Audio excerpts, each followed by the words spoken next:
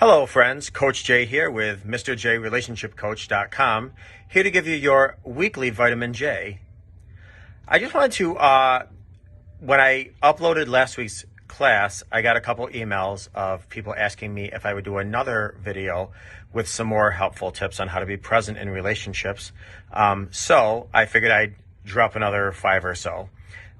So just as a continuation of last week, giving more tips on how to be more present in relationships.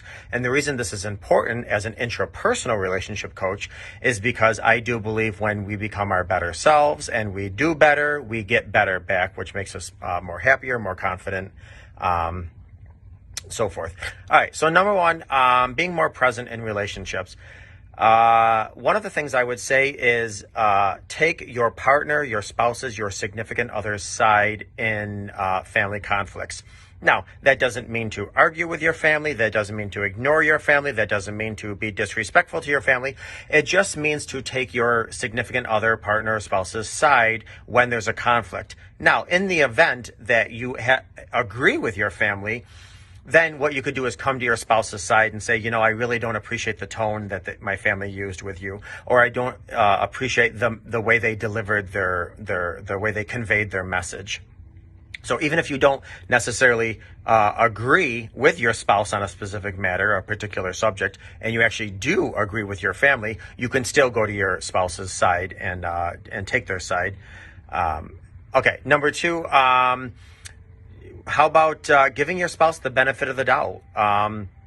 It's often said in relationships, you could either be right or you could be happy. Very seldom you can't be both. So you decide, do you want a relationship where you're right all the time? Or do you want a relationship where you're happy? And so you decide, do you want to be right or do you want to be happy? So give them the benefit of the doubt. Be flexible. In this day and age when we are pulled in so many directions, life is hard. No one has an easy life. I don't care how financially well off you are, how spiritually in touch you are, the color of your skin, who you love, you name it. Everybody has a very difficult life. So just be flexible. It really helps in relationships. Number two, and this kind of goes, or number three, this kind of goes in what I was saying before, is you can be right or you can be happy. It doesn't matter who wins. If you guys have a disagreement, if you guys have a conflict, an argument, whatever, it doesn't matter who wins. Relationships are all about compromise and negotiation. Are both people walking away feeling relatively heard and happy with the outcome? So it doesn't really matter who wins. When people walk away feeling good about something, both parties win. Now, in order to do that, which would be number 4, stop being so defensive. There's an old saying, we're only responsible for what we say, not what people hear. And that's fine, great, and dandy. We have to make sure that we're not saying anything at all that could be accusatory or argumentative. At the same token, when we're on the other side of that, try not to be so defensive. There's an old saying also, which is, we don't hear what people say necessarily, we hear who we are. And if you are a very, very sensitive, touchy person, then clearly you are going to be a relatively defensive person. All right, number 5.